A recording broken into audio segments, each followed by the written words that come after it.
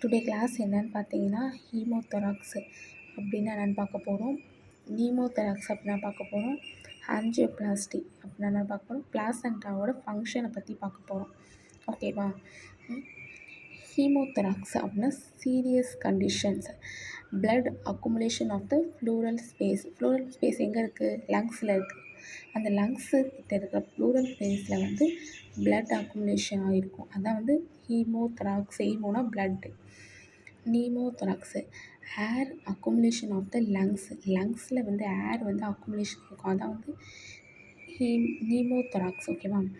ஆஞ்சியோபிளாஸ்டினா சர்ஜிக்கலாக repair பண்ணுவாங்க. என்னென்னா unblock ஆகியிருக்கிற பிளட் வெசல்ஸை, கொரோனரி ஆர்ட்ரியில் பிளட் வெசல்ஸ் வந்து அன்பிளாக் ஆகிருக்கிறத வந்து சர்ஜிக்கலாக ரிப்பேர் பண்ணுறது.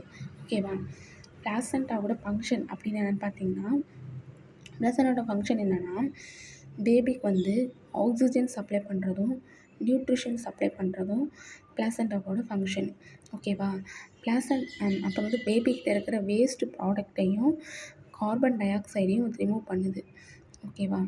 அதுக்கப்புறம் வந்து பேபிக்கு வந்து ஹார்மோன்ஸை வந்து ப்ரொடியூஸ் பண்ணுறதும், அதுக்கப்புறம் பேபி க்ரோத் ஆகிறதுக்காகவும் பிளாசென்டா வந்து ஹெல்ப் பண்ணுது.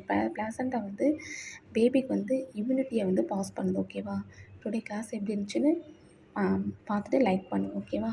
இன்னும் ஏதாவது டவுட் இருந்துச்சுன்னா கூட கமெண்ட் பண்ணுங்கள். நான் வந்து டவுட் கிளியர் பண்ணுறேன்.